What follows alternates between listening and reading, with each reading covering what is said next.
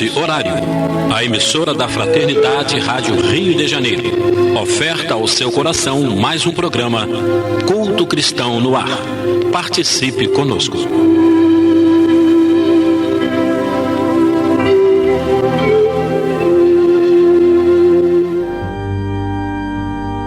Queridas irmãs, meus irmãos, com muita alegria que estamos iniciando mais um programa Culto Cristão no Ar, que tem como finalidade, além do estudo e comentário do Evangelho segundo o Espiritismo, de incentivarmos as famílias a fazer essa prática semanal para que a família possa ser beneficiada com a presença de Jesus, não só nos lares, mas também nos corações de cada um de nossos ouvintes. Participando do programa de hoje, nosso companheiro João Carlos, sua esposa Jane Chantre e esse que nos fala, Lidiane Barreto. Olá, ouvintes, vamos preparar para a nossa prece, fazendo como leitura preparatória um trecho do livro A Gênese, em que Kardec fala dos sinais dos tempos, lá no capítulo 18. E nós vamos ler os itens 19 e 20 desse capítulo, onde Kardec diz o seguinte: somente o progresso moral pode assegurar aos homens a felicidade na terra, refreando as paixões mais. Somente esse progresso pode fazer que entre os homens reinem a concórdia, a paz, a fraternidade.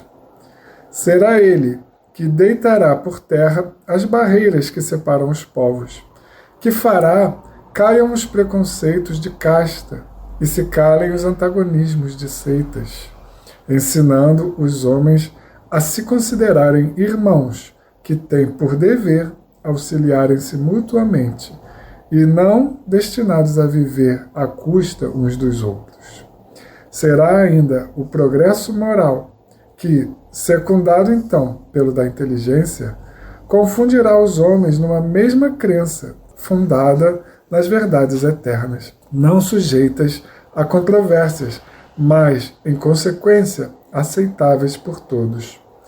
A unidade de crença será o laço mais forte, o fundamento mais sólido da fraternidade universal, obstada desde todos os tempos pelos antagonismos religiosos que dividem os povos e as famílias, que fazem, sejam uns os dissidentes vistos pelos outros como inimigos a serem evitados, combatidos, exterminados, em vez de irmãos a serem amados.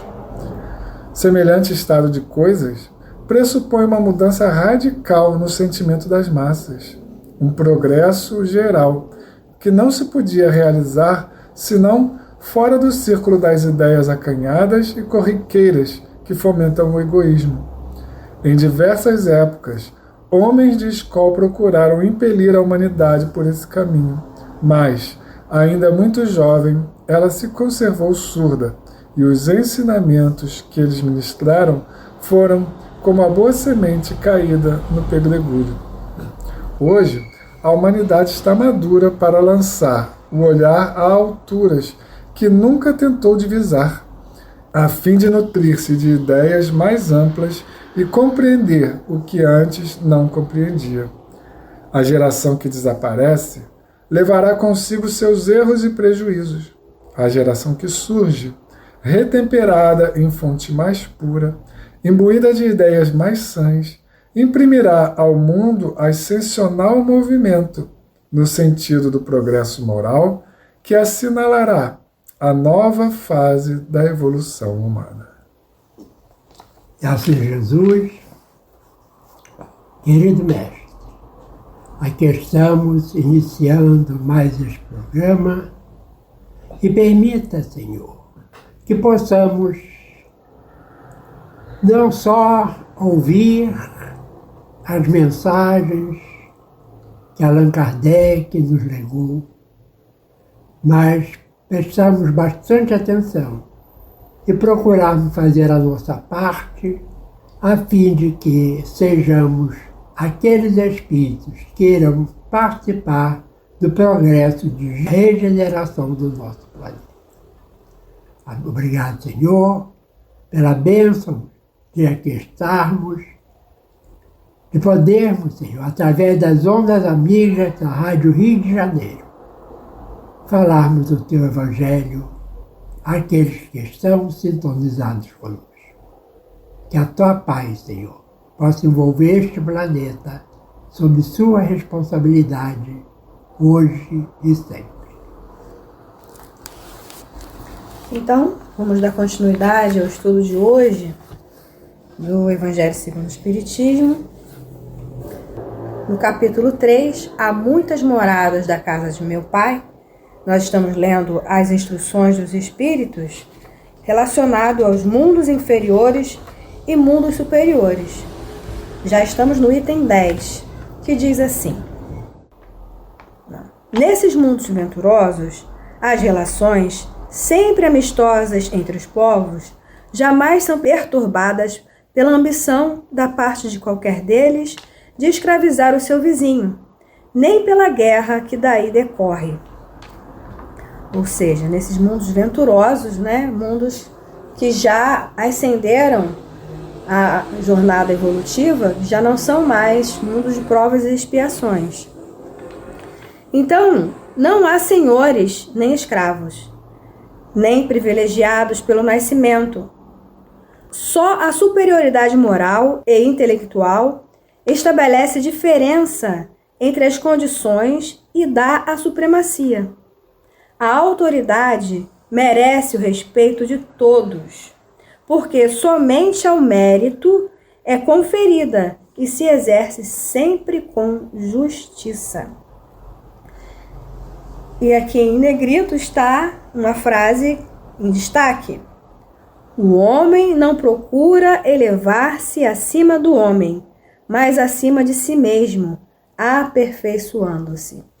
Ou seja, nesse mundo em que nós estamos encarnados hoje, nós vemos, infelizmente ainda, o homem procurando elevar-se acima de outras pessoas, procurando lugares de destaque, até mesmo usando de subterfúgios inadequados, profissionalmente até, para passar por cima do seu colega,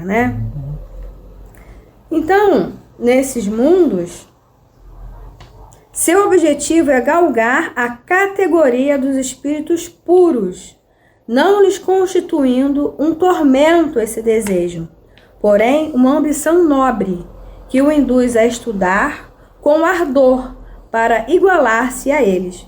Quer dizer, vocês estão imaginando que nesses mundos não se estuda? Ok, se estuda sim. Lá, todos os sentimentos delicados e elevados da natureza humana se acham engrandecidos e purificados. Desconhecem-se os ódios, os mesquinhos ciúmes, as baixas cobiças da inveja. Um laço de amor e fraternidade prende uns aos outros todos os homens, ajudando os mais fortes aos mais fracos. Possuem bens em maior ou menor quantidade, conforme os têm adquirido, mais ou menos por meio da inteligência. Ninguém, todavia, sofre por lhe faltar o necessário, uma vez que ninguém se acha em expiação. Numa palavra, o mal nesses mundos não existe. Então vamos fazer um comentário aqui em relação a esse trecho que pode ter ficado um pouco obscuro, Quando ele diz aqui, os espíritos informam que aqueles espíritos encarnados possuem bens em maior ou menor quantidade, conforme os tenham adquirido, mais ou menos por meio da inteligência.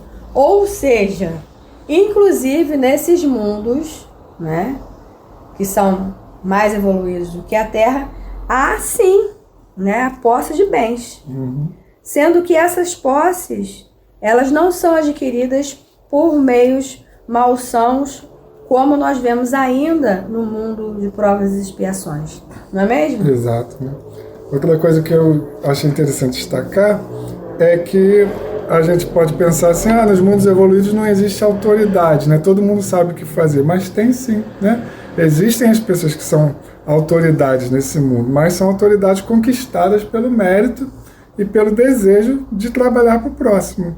A gente tem um exemplo disso que a gente pode comparar no livro Nosso Lar, né? Porque ele tem o governador, tem os ministros, mas eles estão colocados lá por mérito próprio, por vontade de trabalhar e por capacidade que eles têm de gerir, de organizar melhor a vida em sociedade, né? Então, o mundo mais evoluído, ele continua tendo essas pessoas que exercem autoridade, né? Porque ainda não está falando aqui dos mundos onde os habitantes são somente espíritos puros. Né? Ainda aqui nesse comentário, há ainda uma nuance, né, de espírito um pouco mais elevado, outros menos elevados, mas uma coisa importante é a ausência do mal. Então isso é muito importante porque nesse processo de regeneração da Terra, os maus, segundo já informações que os espíritos têm nos passados, os espíritos extremamente maus que estão desencarnando não mais encarnarão na Terra. Então, quando nós não tivermos mais a influência dos maus, vai depender do nosso esforço para o progresso espiritual. Né? Mas sempre há a necessidade de alguém que esteja no comando. Né? E aí vai ser aquele que tem a maior capacidade administrativa, de entendimento, de boa vontade, para que possa exercer bem os cargos. Como você mencionou, né? Lá no Nosso Lar, né? Os cargos mais importantes são de espíritos mais envolvidos com a prática do bem e aquele sentimento de ajudar o próximo. E aí continua, agora ele vem falar, comparando ao nosso mundo aqui que a gente está vivendo. Né? Ele está falando o vosso porque é dos desencarnados para nós. Né? No vosso, precisais do mal para sentirdes o bem, da noite para admirardes a luz, da doença para apreciardes a saúde. Então a gente às vezes precisa ainda do lado ruim para poder valorizar o bom. Né? Naqueles outros não há necessidade desses contrastes. A eterna luz, a eterna beleza, a eterna serenidade da alma proporcionam uma alegria eterna, livre de ser perturbada pelas angústias da vida material ou pelo contato dos maus, que lá não tem acesso, que meu pai acabou de falar, né? Esses espíritos muito voltados ao mal já não vão ter mais acesso aqui ao planeta Terra nesse processo de melhoria. Isso o que o espírito humano maior dificuldade encontra para compreender. Ele foi bastante engenhoso para pintar os tormentos do inferno, mas nunca pôde imaginar as alegrias dos céus. Ou seja, a gente tem muito mais facilidade de entender o que é ruim do que o que é bom, né, para a nossa própria vida. Por quê? Porque, sendo inferior, só há experimentado dores e misérias. Jamais entreviu as claridades celestes. Não pode, pois, falar do que não conhece. À medida, porém, que se eleva e depura, o horizonte lhe dilata e ele compreende o bem que está diante de si, como compreendeu o mal que lhe está atrás. Então a gente já pode ter assim, alguns vislumbres do que seria um mundo de regeneração. Né? A gente que frequenta o movimento espírita pode comparar, por exemplo, com os eventos que a gente faz no carnaval, as comédias, os enefes, né? Principalmente as comédias que são 4 dias ali, vivenciando no mesmo local, né? Então, parece que a gente está só entre pessoas boas, né? E a gente tem uma ambiência diferente, né? Então a gente costuma dizer que é um ensaio para o mundo de regeneração que a gente está fazendo ali naqueles dias. E assim outros eventos também, não só espíritas, né? Mas de outras religiões também. Quantas vezes nós vemos, né, no noticiário, mesmo a gente presencia pessoalmente, né, eventos, né, em que as pessoas estão ali vibrando, fazendo bem, reunidos, né, através de pensamentos bons. Então tudo isso é um ensaio, né, para esse mundo de regeneração. Eu algumas vezes tenho comentado que eu moro do lado de uma igreja católica, a principal igreja, que é a matriz de Nilópolis, e quando tem encontro de jovens, de casados, a gente observa a alegria, aquela lá, quando eles saem, a conversa, né? Então, tudo isso é um ensaio para esse mundo de regeneração. E somos nós, né, católicos, os atores, né? Os atores dessa peça. Exatamente. Os evangélicos, até algumas pessoas que não têm religião também, mas não fazem o mal, estão fazendo o bem, né? Nós seremos os atores, como o João falou, principais, né? Dessa grande peça teatral que será a transformação da Terra no mundo de regeneração. A gente está falando aqui de religiosos, mas às vezes uma pessoa que não tem mais religião declarada, né, ele também está nesse mesmo diapasão nosso, né, porque ele não faz o mal, né, ele não pratica o mal. Ele, apesar de não ter uma religião declarada, mas ele é uma pessoa que gosta de ajudar, que está sempre pronta a colaborar com as pessoas, né, é um bom chefe de família, se é homem, é uma excelente mãe, né, Então não fazem o mal, mas já fazem o bem. Já fazem o bem. Não estão inertes, né? Na vida de contemplação. Exatamente. A gente tem até exemplos que meu pai está falando de pessoas que não são religiosas, que são comunidades, né? Pessoas que se reúnem em comunidades, às vezes para ter uma vida mais de contato com a natureza, mais sustentável, né? E nessas vilas, nessas aldeias, todo mundo se ajuda, um ajuda o outro a construir a casa, né? Um troca alguma coisa com o outro, né? Eles procuram viver mais em harmonia com a natureza e entre si, essas pessoas, né? Então, o último item, os espíritos, como diz aqui, resumo do ensino de todos os espíritos superiores, né? Então, esses espíritos estão nos dizendo o seguinte, no final. Entretanto, os mundos felizes não são homens privilegiados, visto que Deus não é parcial para qualquer de seus filhos. A todos dá os mesmos direitos e as mesmas facilidades para chegar a tais mundos. Faz partir todos do mesmo ponto, isto é, né, segundo lá uma das questões importantes do Livro do Espírito, quando diz que nós fomos criados por Deus simples e ignorantes. Então essa é a origem de todos os espíritos, né? E é pelo esforço próprio que vão começar a evoluir ou ficar estacionários, né? Então falo de partir todos do mesmo ponto e a nenhum nota melhor do que os outros. A todos são acessíveis as mais altas categorias. Apenas lhes cumpre a eles conquistá-las pelo seu trabalho, alcançá-las mais depressa ou permanecer inativos por séculos e séculos no lodaçal da humanidade. Então tá aqui, né? Depende de cada coletividade, assim como depende de cada espírito a evolução pelo livre-arbítrio, depende também de cada coletividade se o avanço do planeta vai ser mais lento ou mais rápido, né?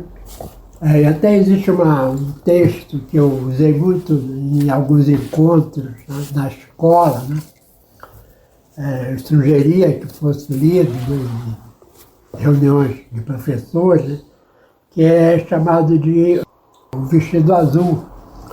É o caso de uma escola, né, que era de uma cidadezinha pobre, né? E tinha uma menina que ela ia assim, mal vestida, às vezes descabelada, né? Como ela era assim, simpática, atenciosa, né? Era uma boa aluna, o professor resolveu presenteá-la com um vestido azul, né? E ela chegou em casa, mostrou o vestido, né?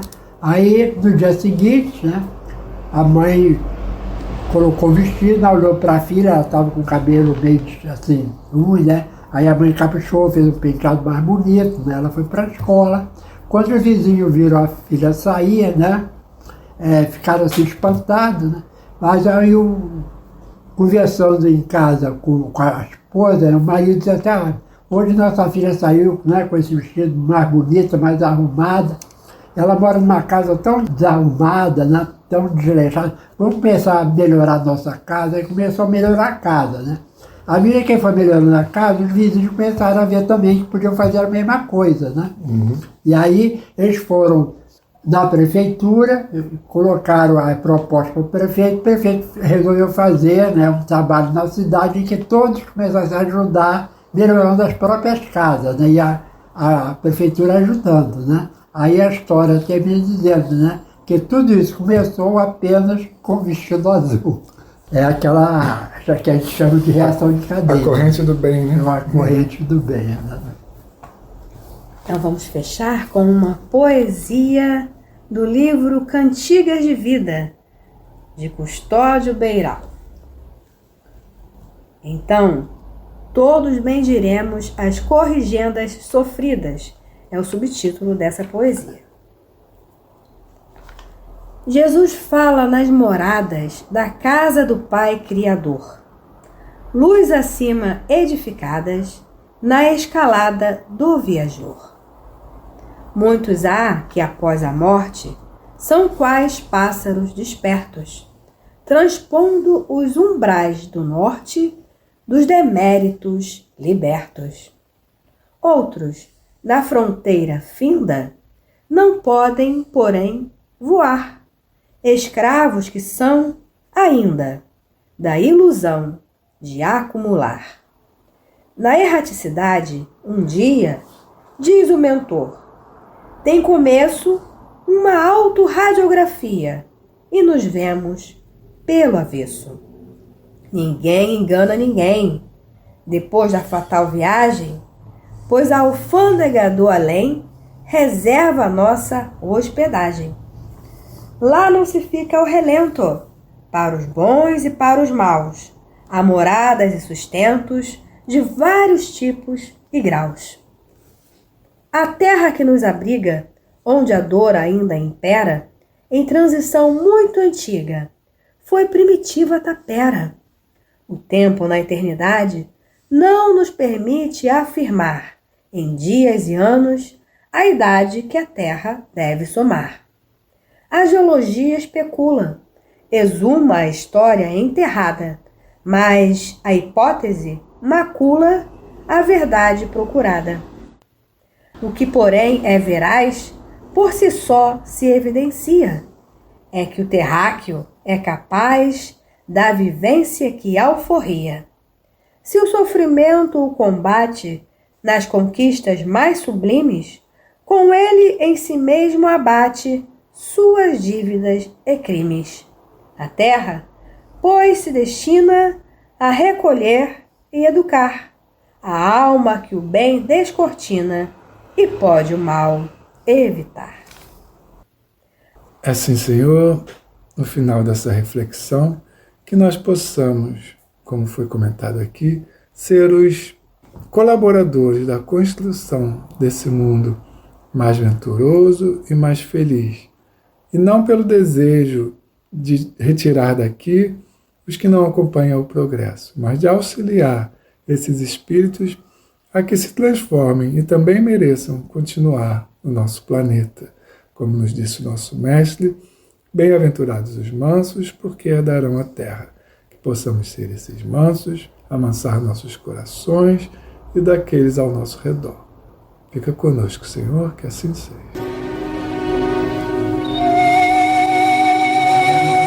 Este foi mais um programa Culto Cristão no Ar, que ofertamos ao seu coração pelas ondas amigas da Rádio Rio de Janeiro. Volte a estar conosco na próxima segunda-feira, nesse mesmo horário.